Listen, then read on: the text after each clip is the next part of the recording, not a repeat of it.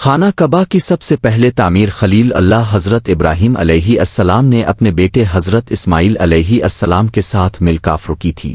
یہ تعمیر 1900 قبل مسیح میں اللہ کے حکم سے کی گئی تھی۔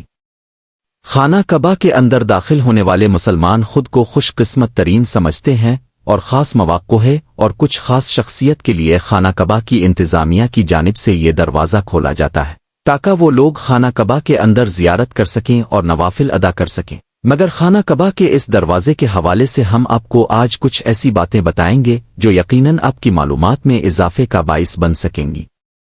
خانہ کعبہ میں کوئی دروازہ نہ تھا۔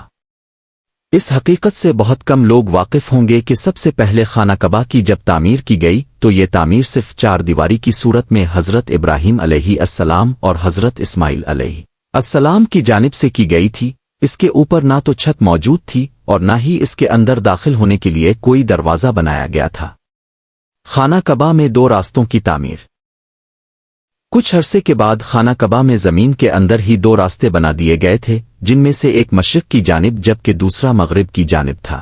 لوگ مشرقی جانب سے داخل ہوتے تھے اور مغربی جانب سے باہر نکل جاتے تھے، مگر اس وقت میں بھی خانہ کعبہ میں کوئی دروازہ نہیں بنایا گیا تھا۔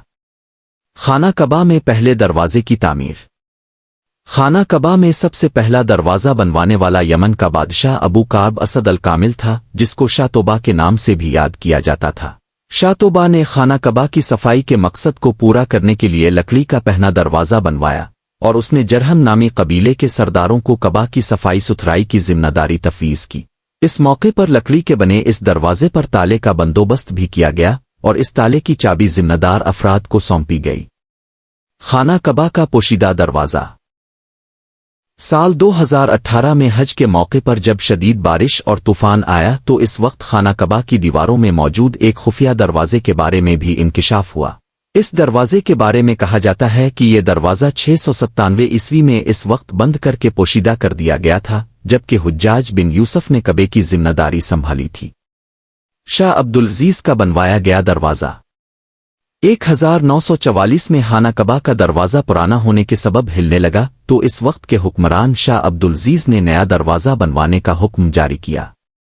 اس دروازے کو بنانے میں 3 سال کا عرصہ لگا۔ اس دروازے کے دونوں جانب لکڑی کے فریم تھے اور اس کے بعد اس دروازے کو سونا چاندی اور تانبے سے بنایا گیا اور نصب کیا گیا۔ خانہ کعبہ کا موجودہ دروازہ۔ خانہ کعبہ کا موجودہ دروازہ 1978 میں شیخ خالد بن عبدالعزیز نے تعمیر کروایا ہے۔ یہ دروازہ 1 سال کے عرصے میں تیار ہوا اور اس کی تیاری احمد بن ابراہیم بدر نامی صراف نے کی ہے۔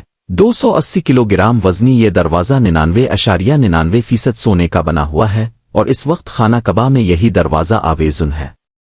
دروازے کی چابیاں۔